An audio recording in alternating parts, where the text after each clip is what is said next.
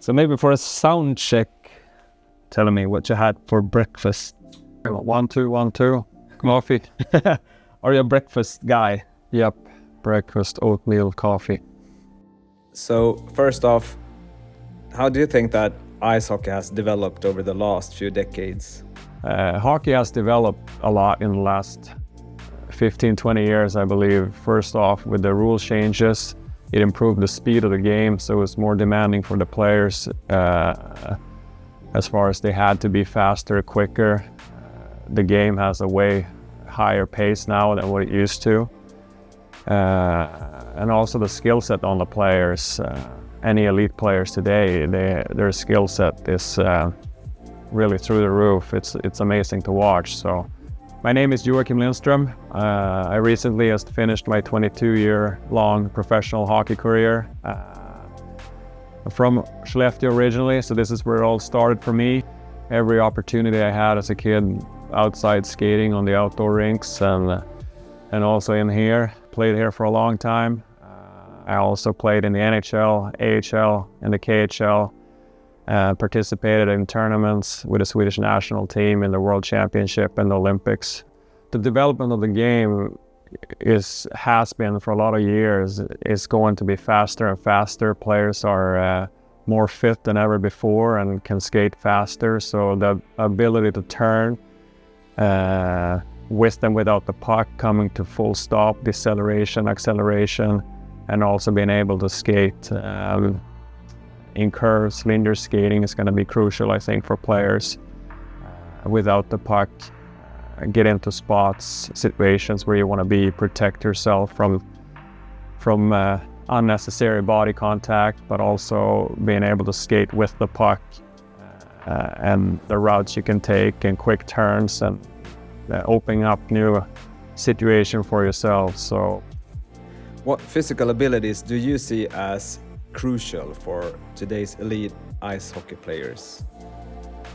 I think the hockey sense, the vision is still going to be probably the number one thing for a player. After that, a lot of things comes to mind as far as competitiveness and the abilities that are crucial for hockey players as far as skating goes is the ability to skate in curves, linear skating, crossovers, being really good at turning both ways, turning going forward, turning to backwards, pivoting. I think those things would be really crucial for players as far as skating. Not a whole lot of times a player skates more than a couple of strides straight forwards. It's always curving, cutting. And with the photon sports technique, you're able to measure that and test that out to see where the player stands. And also, I think with this testing, you can do the same test with the puck, see how the player can do the test while carrying the puck. So that's very, very important, I think, for hockey players to take their game to the next level. So please take us back in time and let me know what kind of tests were you conducting during your career?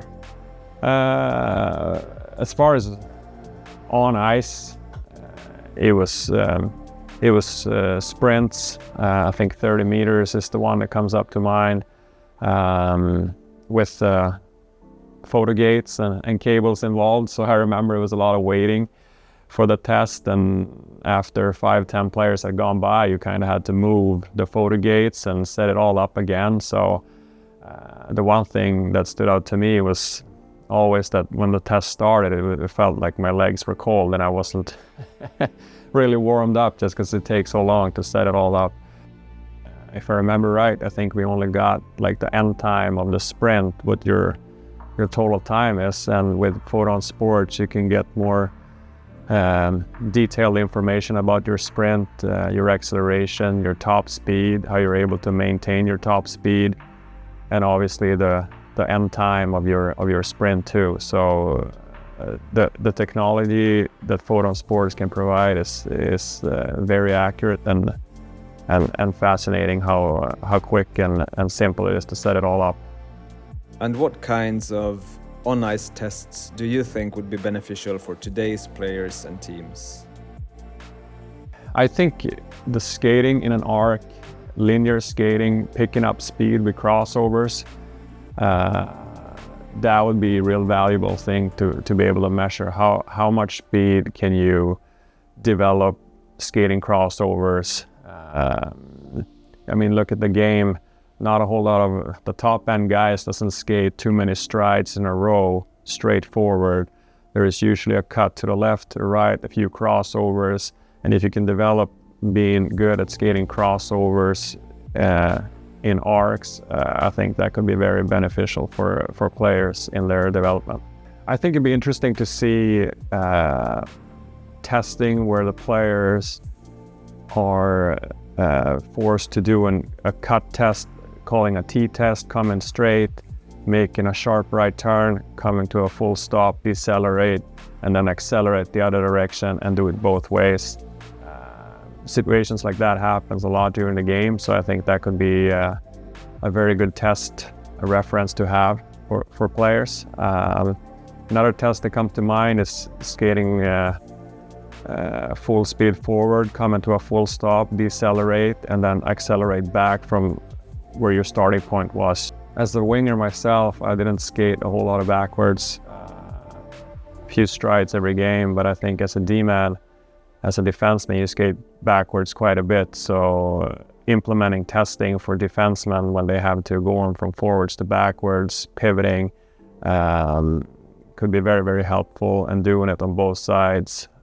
For the very elite level of playing, I think it could be good to have a baseline of you know where you're at training camp, and if you happen to get injured and stuff, you can always have a baseline of where you were when you were healthy, and if you want to work your way back to that and see where you're at the moment, I think that could be valuable for even teams and players at the very elite level. You have had the chance to look into Photon Sports system. What are your spontaneous thoughts on this new technology and the possibilities that comes with it? The three things that stands out to me about Photon Sports is number one, the simplicity to set it all up. Mobile setup, and it's quick. Within 30 seconds it feels like the camera is on spot and you're ready to go. There are no cables, no cords. Very easy to test right away, and you can also move from spot to spot in case the ice gets a little rough. As far as the testing itself, I find it really interesting that how you can measure the speed when a player is skating on an arc or turning. You can see and measure the way a player is, for example, skating crossovers and how it's picking up speed. You can compare it left to right instead of just straight lines. So I think that's a big one that Photon Sports has come up with. And then also the third one, I think, is how you can measure how you decelerate when you're skating, come to a full stop and change direction the other way. Obviously measure the differences from left to right and forwards and backwards and so on. So I think those three things is very unique.